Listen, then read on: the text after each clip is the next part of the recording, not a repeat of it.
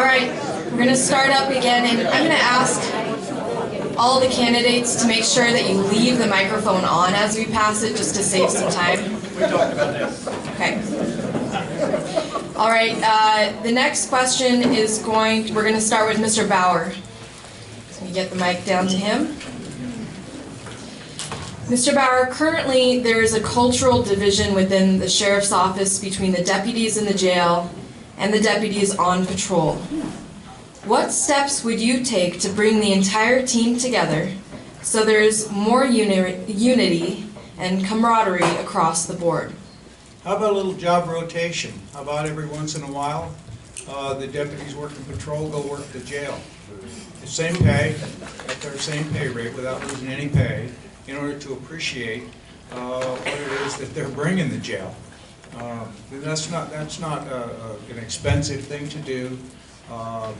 If all the items were filled, if there were no vacancies, then I think maybe there'd be less need for something like that. But I think a job rotation would help. As far as pay, if you want to be a detention officer for a career, that's fine if that's what you want to be. And I guess I'd have to get inside and talk to some people about just what it is that causes any sort of a division, whether it's a peer respect or whether it's some other issue that might be happening over there that causes that. Mr. Whitehead. Can you repeat it? The question is, currently there is a cultural division within the sheriff's office between the deputies in the jail and the deputies on patrol. What steps would you take to bring the entire team together so there is more unity and camaraderie across the board? There has to be mutual respect and understanding of each person's part on the team. They are two separate career fields, and as delineated through post, the academies are even different. That illustrates that. So it's two separate career paths. And in my career, when I left Baytown, a lot of sheriff's office mandated that if you were coming there, you had to start on the detention side of the house versus patrol. And I wouldn't go to a sheriff's office like that because that's not where I wanted to serve. I've got all the respect in the world for the people that can, but I cannot. So it's not a mutually level position. They are two separate career paths, but everybody needs to understand that everybody is a player on the team and we all have a role, and it is a team, and have mutual respect and understanding. Mr. Norris. Yes, ma'am. Thank you. Well, immediately, tired of seeing detention deputy. I'm a detention deputy. Oh, we're hiring for a detention deputy. You're a deputy sheriff. So we're going to get rid of all the terminology that's all over the websites, that's all over our hiring. It's a detention deputy. You're a deputy sheriff, whether you work the jail operations or patrol, period. Additionally, we're going to train with each other during shift. Rick Whitehead has already volunteered to take some 40mm rounds. No, so we're going to train during shift. We're going to do some training, especially on early mornings or night shift. We're going to say, hey, you know what, we got some extra time. And let's have a little target practice with some 40mm. And you know what? If we have a little extra time, hey, go out in the field for 4 hours. Go out and ride with a patrol deputy. We're going to incorporate trainings, briefing trainings for patrol side and cussy side, and invite the other in on those trainings. So that's what I would do immediately. When I see detention deputy, because you know what? I was a deputy sheriff assigned to jail. We didn't have a different term for a detention deputy. You're a deputy sheriff, period. Ms. Edmondson. I think the only way you really can fix it is, like what Bob said, you're a deputy. And, we could look at some other models. Canyon County in Idaho does use the hiring you in as a deputy. You do shift in the jail a couple of years, and then you could go out to patrol for an option. So a deputy is a deputy is a deputy. But there's a cost to that, so we need to look to see if it fits our organization or not. But if it doesn't fit our organization, we need to accept the fact that there are two different career fields, and then involve people in the same trainings, but start focusing on what we can do with that different career field and how we look at the market. And I think that that's the big difference is when we're just talking about the pay, that's one issue, but we need to look at what the actual market is. We don't lose detention deputies to other detention jobs, we lose them to patrol jobs. And so we need to look at the market, adjust it, try to get closer to the patrol rate, and maybe that helps with some of that morale issue. But until we have all of the positions filled, we don't have the, we can't afford staffing opportunities for people to go train with one another. There's just no way. Shifts are short, and that's just too difficult. So getting the positions filled has to be a priority. I think that with a lot of that's just going to have to do with, working towards increasing the pay, and then also working towards that, the leadership model for increasing morale for everybody as well. And I think the sergeants bear some responsibility in doing that, and we just need to provide more training for them in the leadership area. Mr. Green. I've been talking for quite some time about my idea that the people that start in the jail should be the starting place for all deputies. Whether that's practical or not because of the different training standards, that's another issue. There are some cost factors involved there. But the notion that a deputy is a deputy, I think, is very valid. And you should be qualified to work any position in the department that your services are needed. That being said, I've worked in the model where you started in the jail. The career paths became very distinct. Those people that wanted to stay in the detention career path stayed. Those that wanted to promote over to patrol took a little hit when they went to patrol, but then eventually, as they progressed in rank, there was pay parity between the two divisions. There's a lot of deputies that have special skills that may want to be in special services, support services, where you need a law enforcement officer. I think that's also part of the mix, but again, a deputy is a deputy. They should be all trained the same. And I'm going to break my rule about never agreeing with something another candidate said, but I think Mike's idea about a rotation, I think that's great. We did it, it worked well, it can be used to help morale in a lot of cases, so that's a good idea. Mr. Grimm.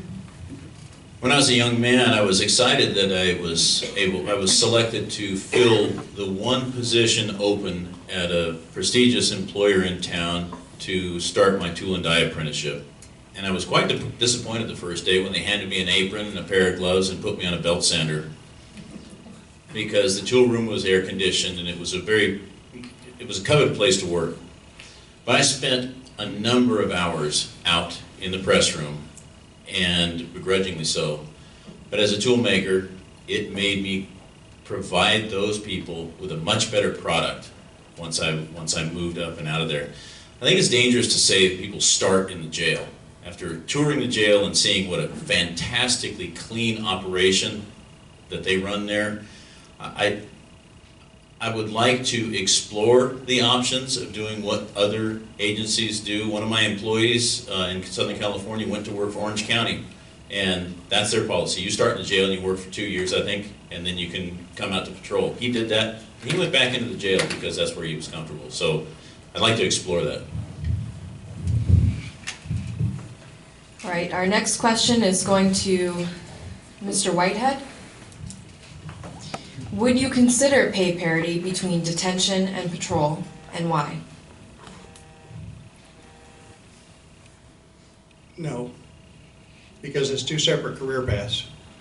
While I think they should be very close, they are not, there is not parity in job descriptions and job training required by the state. I came from an agency that did not have parity. We went to parity and lost parity and all the headaches that went with that on the different battles at the Commissioner's Court and within the office. But the cold hard fact is it's two separate jobs and two separate career paths. While they are very similar, the training and requirements are different. So the pay would not be the same, but it should be very close. Mr. Norris. Well, I want them to be in market. Now, if we go to the single path, where everybody goes into jail operations first and then patrol, then I think the pay should be the same. But if we're going to have a dual track, then I want them to be in market. Now, we can look at other incentive programs, because I know starting with a young family here in Cooney County, it's very expensive to buy a home and to attract some of those candidates from out of the area. We might look at, other things to do. Maybe look at possibly, I'm not saying this, we would do this, but possibly after a 5-year commitment, consider a loan to buy a home. And then if you stay with the organization for 5 or 10 years, then the loan can be absorbed away. So, not saying that that's a viable option, but that some organizations are doing that to attract people. Ms. Edmondson? Can you repeat the question for me, please? Yes. Would you consider pay parity between detention and patrol, and why? So, again, I've been there almost for 28 years, and in that 28 years, we have gone to parity, gone away from parity, gone to parity, gone away from parity, with detention being paid less each time we separate. And the decisions that we make along the way to bring detention back up to parity are always because we can't fill positions in the jail. We're there again. I think today we have 9 openings. So when you're below market, which the pay is, even though there have been significant increases that'll start December 22nd for some folks, we're still not at market, even with those increases. And so until we're at market, bringing people up to parity is great. It could be a potentially a good fix for detention. As far as the pay issue goes, if that's the only concern.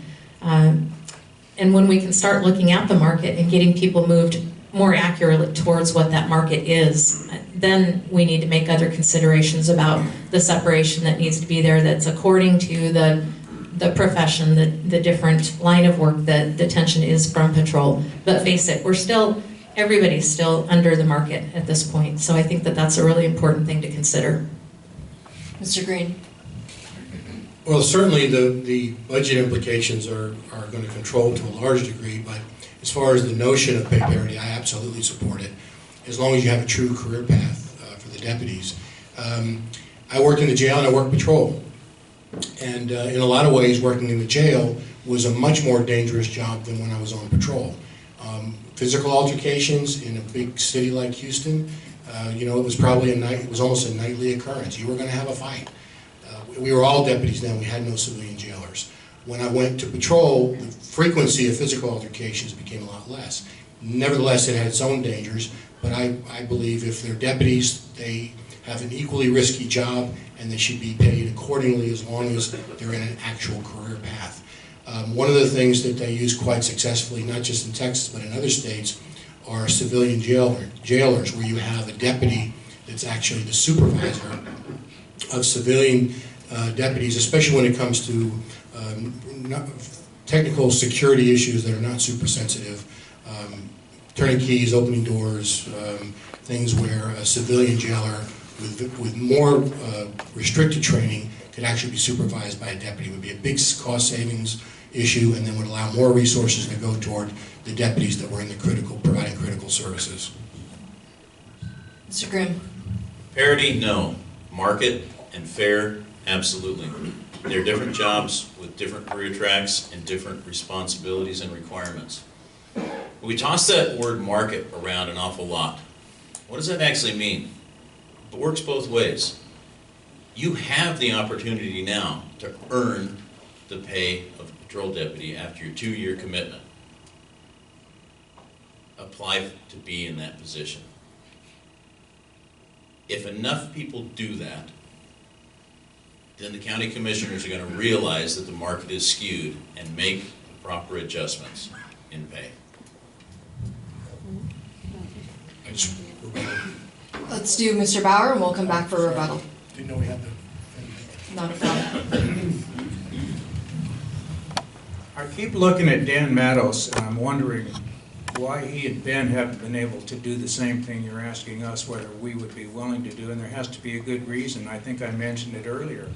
If the BOCC and their personnel director and their salary schedule research nonsense that we listen to at that Monday morning meeting, if that is what we have to, the hurdles we have to jump through, you know, it has to make sense to the BOCC that we're going to spend the same amount of money, or we're going to save money before they'll approve it, or they're going to have to come up with the money for us. And they don't seem to have any money to come up for pay raises for detention people, so I don't see how we're going to be able to do that. But would I be willing to try? You bet. I want to go over to the BOCC and beat them up every day. If I had a chance, I would do that. Mr. Green, you had a rebuttal. Can I rebut while I have it? Let's do you first, and then we'll move on to Mr. Green. Thank you. While Kim is right, there are some pay raises that they're going to start this month from the salary survey that was done and the action from the Commissioners Court. I was the only candidate that was at the final budget hearing for the budget that stood up and thanked the commissioners for the efforts they took for fixing the pay. But I also chastised them for knowing that that study was skewed and ignoring that, leaving the detention deputies behind, to show you that as your sheriff, I will be in your corner. And I was at the budget meetings in the formulation of all that budget, and I did not hear the fight going on with the commissioners between the sheriff's office in reference to that pay study being skewed that was going to hurt detention. There was no fight during those meetings. Rebuttal to Mr. Green. Rebuttal for Mr. Grimm. All right. It's the first time he's said anything that I totally disagreed with. Absolutely, there's no difference in the risk that the deputies, whether they're working patrol or they're working the jail. It's a dangerous job to be a deputy sheriff. And if they're on a real career path, they should have pay parity depending on the equal levels of the pay. And sometimes market doesn't cut it. Sometimes maybe it should be above market. We don't know that. I do agree that the numbers for parity were skewed for the jailers. I think they used the wrong matrix to do their comparison, but I didn't get to participate in that. Can I read back, please? Mr. Bauer for another rebuttal. Your jail positions have to be filled. You have minimum staffing, or you can't keep the inmates in there. You have your minimum jail standards, and you just have to have it. So if we structure something that causes us not to have deputies, detention deputies, to staff the jail, we're creating a problem for ourselves. And this is why a lot of organizations will have a career path where you start in the jail and then you move out of the jail. I'm not suggesting that for here. I'm fine with the two-career path, but other places have had to do that because they can't meet their jail staffing if everybody goes to be a patrol deputy. Mr. Grimm wanted a rebuttal as well.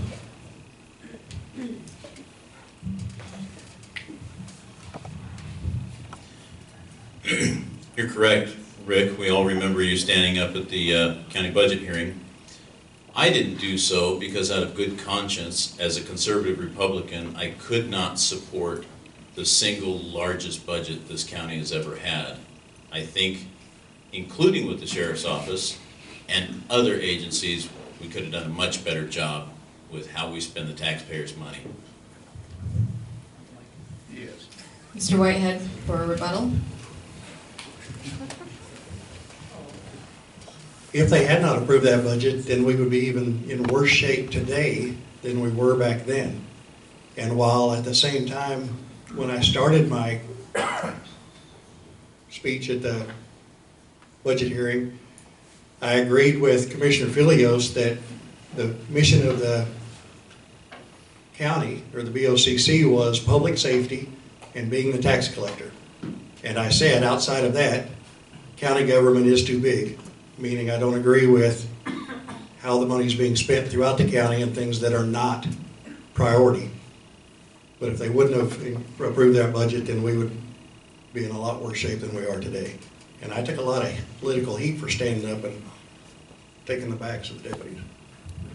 Mr. Bauer for a rebuttal. Did Mr. Felios yell at you like he yelled at me at the deputy meeting? He did not. Thank you. Mr. Norris, I think you wanted a rebuttal as well? Is that, okay. All right. Moving on to the next question, and it's for Mr. Norris.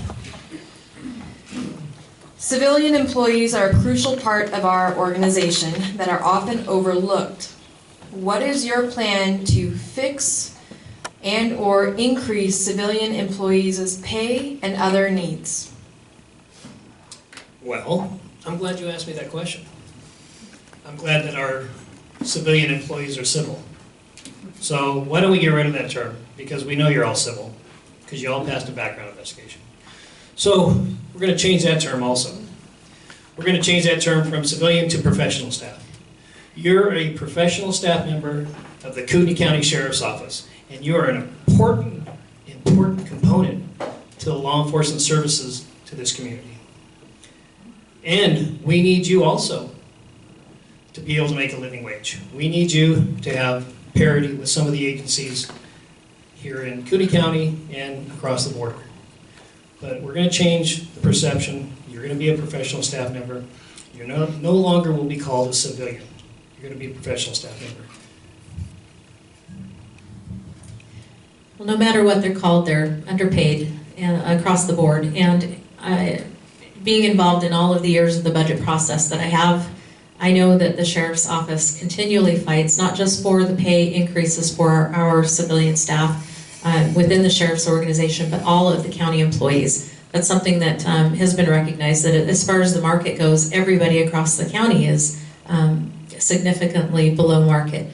Again, what's going to happen here soon is going to be a positive thing, but it still doesn't get everybody where they need to be, just a little bit closer to market. So, you know, I really feel that what we need to do is continue to fight that good fight, work towards the increases and value people through pay, but it's also part of a relationship issue. You know, we are planning a training where we're going to have all our civilian supervisors join our sworn supervisors together, and that's a start. That's where we bring people together. They learn together about supervision, and we need to continue that kind of model where we pull everybody together and we're learning about leadership together and helping our agency grow. So I think that that's an important thing to look at in the future. Mr. Green. Well, here we go again. We have another fairness issue. The unsworn staff, that's what we used to refer to them as when I was a peace officer. The unsworn staff has every bit an important function, not necessarily that would require pay parity, of course it depends on the job. But the bottom line is there has to be money to pay them. So we have an ever-increasing budget. We have only one of our county commissioners that will even consider looking at ways to cut costs. Two of our county commissioners, the operational word is increase, increase, increase, more spending. That's got to stop. One of the things that the sheriff's deputies could be very good at is helping the county identify waste within county government. I can guarantee you that all of you, no matter what department or assignment you have, are experiencing county waste that you could report to the county, report to the commissioner, suggest that we get rid of. And until we do that, until we cut, the pay raises and making things fair is just not a reality. We're not going to be able to keep taxing ourselves into prosperity. Mr. Grimm. This gets back to knowing and supporting your employees. I toured the dispatch center and had a fantastic time there. And we went out in the parking lot and there's a van there, and I apologize, I forget the young man's name. I'm usually very good with names. But I was fascinated by the work. Is he here? I was fascinated by the work that he was doing inside that equipment and the grasp that he had of the workings of every piece of equipment in there. And as kind of a perfectionist myself and a craftsman, he's doing a really nice job on upfitting that vehicle. And I asked Director Hallgren on the way out, I said, does the county know what we have here with this guy? And she said, yeah, sadly, no. So, to me, it's a simple math problem. If you have good employees, you work to do what's necessary to keep them, because I can We can get another IT guy, we can get another mechanic and send them through background again, but it's just more money that we're spending. The other thing we need to do is boast about the things we're doing right. That prisoner co-op program that they're doing in the warrant department in the jail, why doesn't the public know about this and the amount of money that we're saving with it? Mr. Bauer. The question is, civilian employees are a crucial part of our organization that are often overlooked.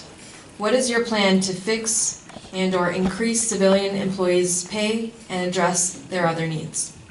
My wife was a police dispatcher for the city of Huntington Beach for about 10 years, and I know how important civilian staff are and how they should be treated with respect. And for once, I agree with my good friend Bob Norris, they should be called professional staff. There's no question about that. They need to have the respect that they deserve, because without them, well, we all know things would fall apart pretty fast.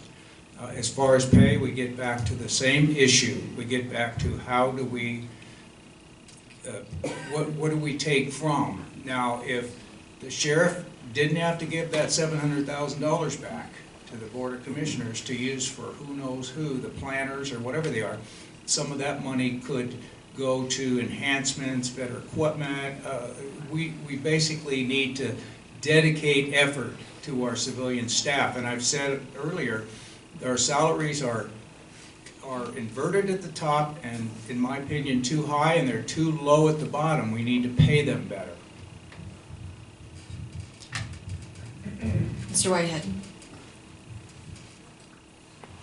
They need to be paid at market, but that market needs to have an asterisk, because a clerk in the sheriff's office is not the same clerk in another part of the county.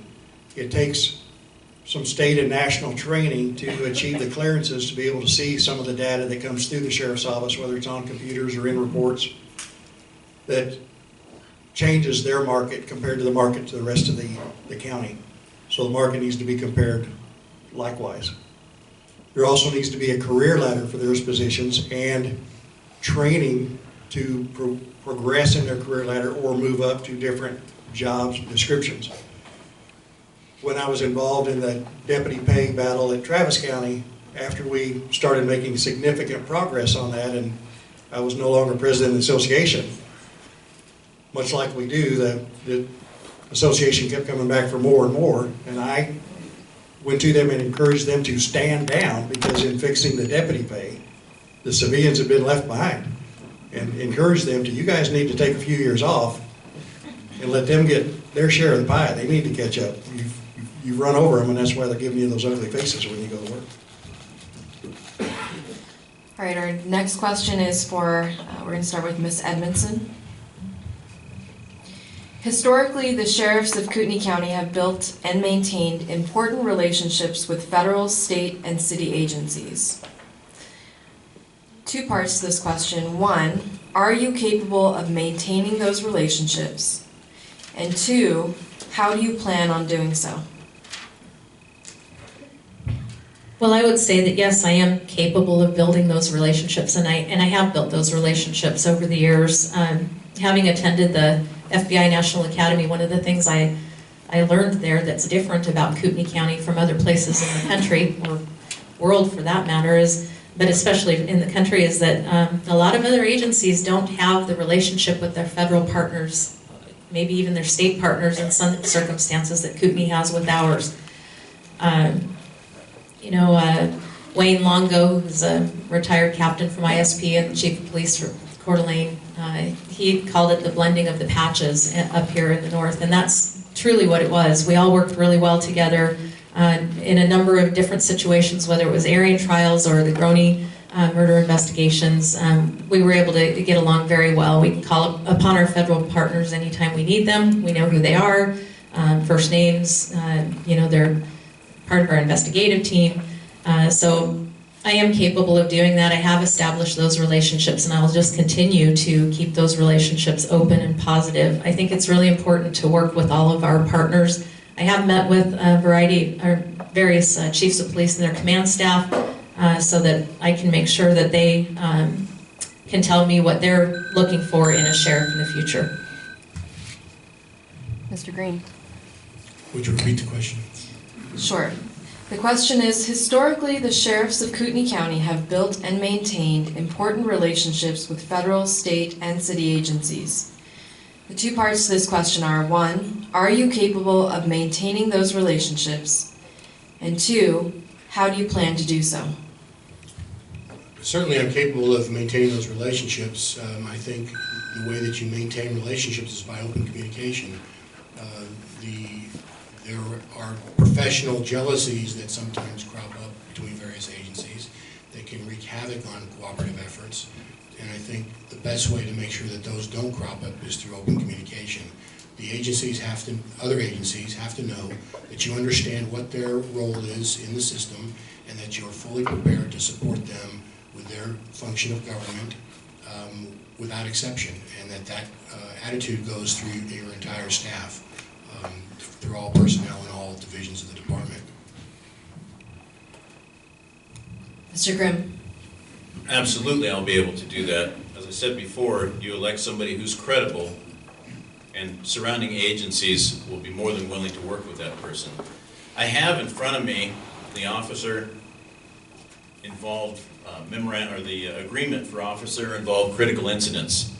I didn't realize it, but there are more than 20 some odd agencies that already have a memorandum of understanding with the Kootenai County Sheriff's Office, and we've employed it recently, just recently with the unfortunate incident down there in front of the apartments, and a couple of years ago when Bonner County investigated that shooting on the freeway. As far as dealing with the federal people, there's even some talk in this county of distrust of the feds, and I don't agree with that. You have deputies and you cooperate with the North Idaho Violent Crimes Task Force. We have to all work together, and no more talk of taking over investigations if you're not happy with what a city agency is doing. I have confidence that the City of Coeur d'Alene employs quality individuals that can handle their own investigations. Mr. Bauer, the same question to you. Well, let's be clear about one thing. The sheriff can't have one personal policy, how he feels about the federal government or the state government, and then expect his organization to have a more compliant policy. So let me just say that, you know, throughout my career, I've always, at various ranks, had great dealings with the federal government, even when I thought they were overreaching. As a law enforcement agency, you have to cooperate with these people, or quite frankly, they will put you away. So, you know, I hate to see you know, the impression that we're more conservative than somewhere else, or we're more right-wing than somebody else, and the feds maybe are not, and we're going to be in some sort of conflict with them. It doesn't have to be. And if we get into land use or some sort of specific thing, then your sheriff's going to have to meet with them and iron it out, whatever problems have occurred. Mr. Whitehead? You repeat it one more time. Historically, the sheriffs of Kootenai County have built and maintained important relationships with federal, state, and city agencies. One, are you capable of maintaining those relationships? And two, how do you plan to do so? Yes, I'm very capable of maintaining those relationships. My career has been built on establishing, building, and maintaining relationships within agencies, other agencies, different diverse groups, community groups, civilian groups, and it's all about communication. Having constant communication at all levels, and especially at the peer group level, where investigators meet with investigators and share information. The commanders meet with the commanders and discuss issues between agencies, but it's got to be a constant source of communication. That's how relationships are built, and I have a track record of doing that throughout my career. Mr. Norris? Yes, I'm capable of doing that. I have done that. I come from an agency where we value our fellow law enforcement partners. Absolutely. I have spoken with all of the department heads here in Kootenai County. And I think that we can improve upon that relationship.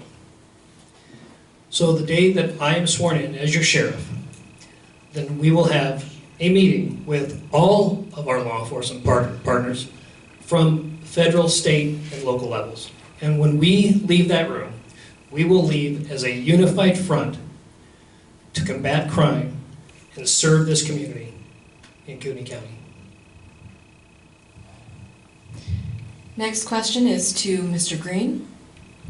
If elected sheriff, how do you plan on working with the Kootenai County Deputy Sheriff's Association and the Board of County Commissioners?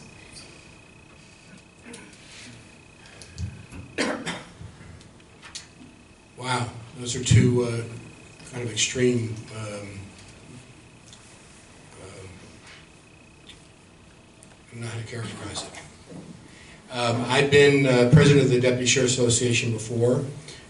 We worked very closely with the commissioners. We've worked very closely with our sheriff, who was not able to be a member. I don't know, can a sheriff be a member of the Deputy Association? Your Deputy Association? Anybody know? So it depends on that relationship.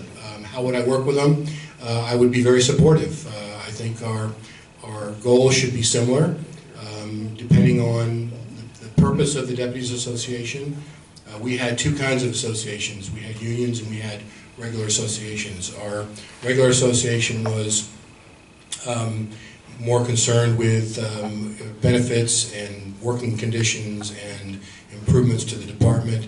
The unions were normally concerned with pay raises. We had much more success in getting pay raises as the association.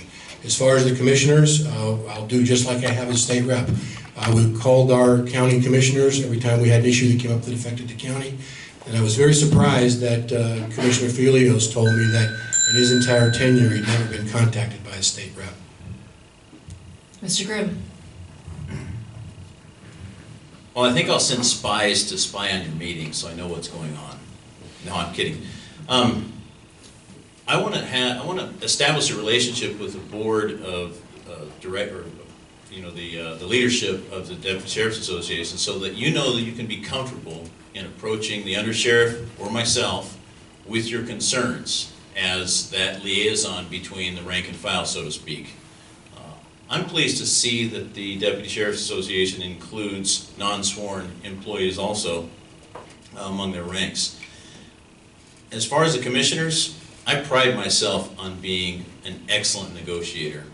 And there are multiple ways of dealing with negotiations, and I'm also not afraid, and I wish they were still in the room because I don't like talking about subjects like this when the people that are affected by it aren't present, but if need be, I have no problem going to the public and demanding that they get a hold of the county commissioners for what we need. Mr. Bauer, same question to you. If elected sheriff, how do you plan on working with the Kootenai County Deputy Sheriff's Association and the Board of County Commissioners? That compound question is hard to answer in the same time frame. I have read, in fact I have in front of me, the goals Jeremy Heil has written for the KCDSA. I agree with them. My door's open anytime, any of them. In fact, between now and the November election, or even after that, if I lose, fine. If anyone wants any information from me, wants to make a personal contact, come to my house, talk about war stories or training or any other issue that I've raised, my door's open to the Deputy Sheriff's Association, and in fact any of the department employees. I've often offered a coffee stop for my resident Harrison, and it just doesn't seem to happen, but that's fine. As far as the Board of County Commissioners, they're authoritarian right now. They haven't always been authoritarian. I'm concerned about what happened at the opt-out meeting where the commissioner said, I have undercover officers in here and we're not going to have any disruptions, and I don't like that and I wouldn't allow that again. Mr. Whitehead. Relationship. I've been a member of an association, a board member, president, political action chair, and regional representative for the state association. It's all about relationship. When I was a member and a board member with our association, built relationships with the commissioners court and the sheriff. The board of directors had lunch with the sheriff once a month to talk about issues. The relationships with the commissioners court, when that pay was fixed that I referenced earlier tonight, through those relationships that were built then, without a compulsion to bargain, no contracts, no collective bargaining, no compulsion to bargain, from the relationships that I built in the 90s, as of today, and the budget that was just passed for Travis County this fiscal year, those relationships with the commissioners still exist where they meet with the Sheriff's Association and bargain pay without a compulsion. And that can only be done with a relationship. Mr. Norris. Absolutely. I plan on having periodic meetings with the association leadership. We're going to talk about what their issues and concerns are, and we're going to stay on top of that to better the working conditions for all employees of the Sheriff's Office. I also, in my career, I have worked very closely with our Board of Commissioners, with their field personnel, to come within budget and to work on any of the problems that are affiliated with the Board of Commissioners and the Sheriff's Office. Ms. Edmondson. Well, just as I do currently, I'll continue to support the association in any way I can. And an example of recent support would be making sure that they were included in opportunities when we have new swearing-ins, that they're present to be able to give a new membership packet to people when we're swearing in new employees. I think that needs to continue when we're doing budget prep or planning, all the meetings that we're doing internally. I'd like to have them involved in that process as much as possible. There could be some consideration to putting a member of the association on the disciplinary review board when we're dealing with an association member who's going through a disciplinary process. There could be an opportunity to have somebody present during promotions when we're doing a promotional board. So there are a lot of different ways I think that the association could be represented where maybe they're not right now. And so I think that it's just a matter of communicating what those thoughts are and coming to an agreement of where we think we can have the best value for the association so that you can grow the membership constantly and be a louder voice for the things that need to change for us in the future. All right, this is our last question of the evening, and then we'll do closings after. And it goes to Mr. Grimm. Currently, the Sheriff's Office has patrolled take-home vehicles. What is your opinion on either having or eliminating patrol take-home vehicles, and why? I wouldn't eliminate it, and this is one thing that's been troubling me about the people that want to compare wages between the Sheriff's Office and Coeur d'Alene PD. For now, at least, as far as I know, if that hasn't changed just in recent past, they don't have take-home vehicles. But I will do my best to explain to deputies, depending on where you live, that vehicle allotment or allowance is worth about $4,000 to $5,000 a year in income. And because that's, like it or not, that's what it costs to operate your vehicle, your personal vehicle, if you live out in outlying places of the county. So, no, we're not going to take them away. I think it's something that's necessary. Mr. Bauer, same question to you. I don't have a problem with take-home vehicles as long as the supervisors are supervising the use of the vehicles and there's some sort of accountability system in place. When you have a vehicle at your house, however, you've got to garage it, you've got to keep it warm somehow in the winter, you've got to keep it accessible to you, and that I can see some problems there. I think we're, 30% rural here and 70% city. In the city, I probably don't see the need for the car out in the rural areas. I don't see the deputy out in the rural areas. So I'm not really sure the size of the issue, but I don't have any objection to it as long as it's properly supervised. When I attended the leadership or the Law Enforcement Management Institute, I wrote a research paper. Yet that was part of the assignment, was to develop a research paper over a policy that your agency needed, and take-home cars was the paper I wrote and researched. And research from 20 years ago to today will tell you that take-home cars are way more effective cost-wise than pool systems. While the initial cost to start a take-home car program can be prohibitive, which is not the case for Kootenai County, we already have them. Once the take-home car program is established, the vehicles last much, much longer and are taken much better care of because they're treated much like personal property versus a piece of property that they're not responsible for. So take-home programs are very valuable. There is a wage benefit, as Mr. Grimm said.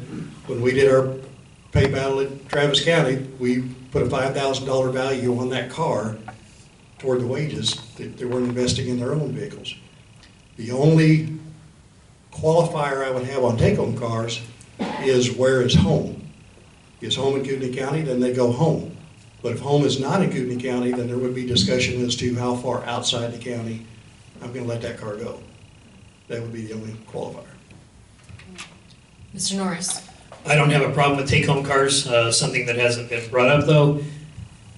There is a crime prevention component to it, so I like that take-home car. That gives us a little bit of additional coverage, so I am fully support of a take-home vehicle program. Also, we've learned that employees do take care of their vehicles better when it's assigned to them. Ms. Edmondson.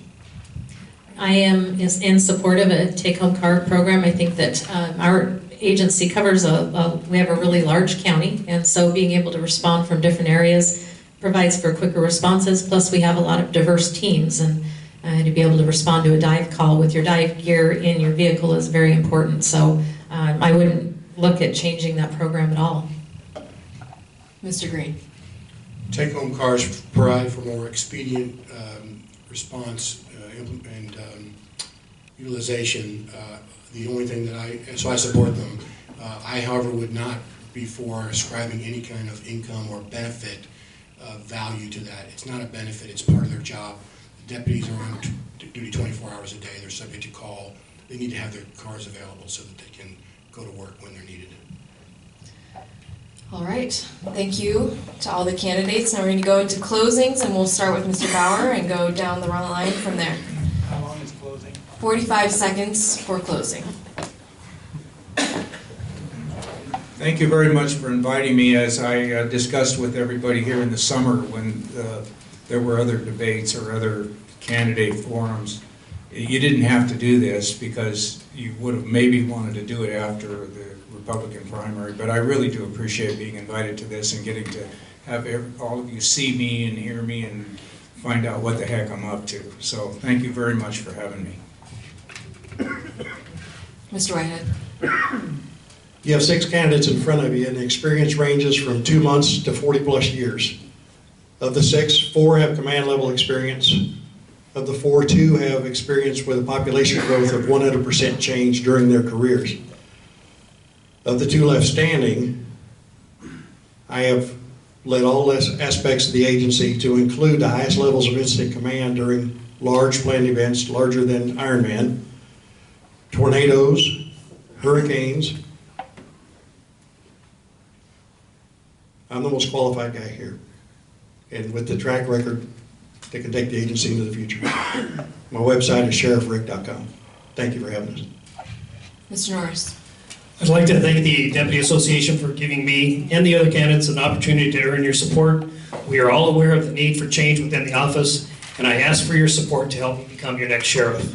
I'd like to leave you with a couple of closing thoughts. Every conversation I've had with association members has centered around leadership and working environment. The office needs change. We need to focus on a culture of leadership, not management. We need to hold people accountable for making sure that the frontline staff, sworn and professional, have the tools they need to do their jobs effectively. As your sheriff, I can promise you there will be 2 types of law enforcement professionals in Kootenai County. Those that work for the Kootenai County Sheriff's Office and those that wish they worked for the Kootenai County Sheriff's Office. Ms. Edmondson. I also want to thank you for the opportunity. As an association member, I know that this is an important thing that we do every time this situation comes up, making the considerations of who we're going to back. you know who I am, and whether I've known you for 27 years, nearly 28, or 2 weeks if you're a brand new person, we're all family. You know, we've been through a lot together, and I appreciate just everything that brings. You know, this position is in my heart. I'm doing this for the commitment that I have to the agency, to the people in the agency, as well as the passion that I have for our community as well. So it comes from a good place for all of you, and I ask for your vote. Thank you. Mr. Green. So the political process can be kind of a trying experience, not just for the candidates, but also for the public, because the public's got to discern amongst all the candidates, not just in this race, but in all races, really what the credentials are that most interest them as far as selecting a candidate for a particular job. So I ask you, when you're vetting the candidates, not just for the sheriff's race, but for every election that will happen in the 2020 season, that as you're vetting your candidates, make sure that you verify that the credentials, the experience, the claims that candidates have made are accurate. I can tell you for me, and I'm not applying this to anybody else at this table, so I don't want anybody to read anything into this, every claim I've made about my resume, my experience, my accomplishments, my ideology is verified through some public record. So I'm an open book. You can find out anything you want about me. I'm certainly probably the one at the table with the least amount of secrets, so thank you. Mr. Grimm. Thank you to the Deputy Sheriff's Association and everyone here for spending the time and effort to put together what looks to be, or what was a very well thought out format. It's no secret what you heard about going on in this race and some of the things that have been spoken of. And I want to assure you, I have worked very hard in my personal life to establish and maintain an excellent reputation among my peers and in my industry. And as your sheriff, behavior that tarnishes that or brings disgrace to law enforcement is something I won't tolerate. I would be honored and flattered to receive your endorsement. Should I win this election, you have my word. I will not let you down. I'll leave you with this.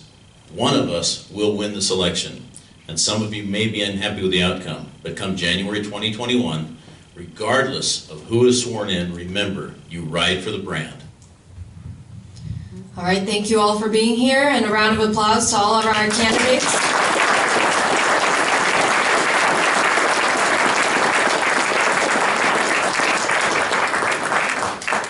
Real quick, again, thank you candidates for showing up tonight. I want to thank Tara for proctoring this, Ward for providing the sound, and then all the members that put time and effort into coming up with the questions. And then I want to thank all of you for coming out for this. Thank you.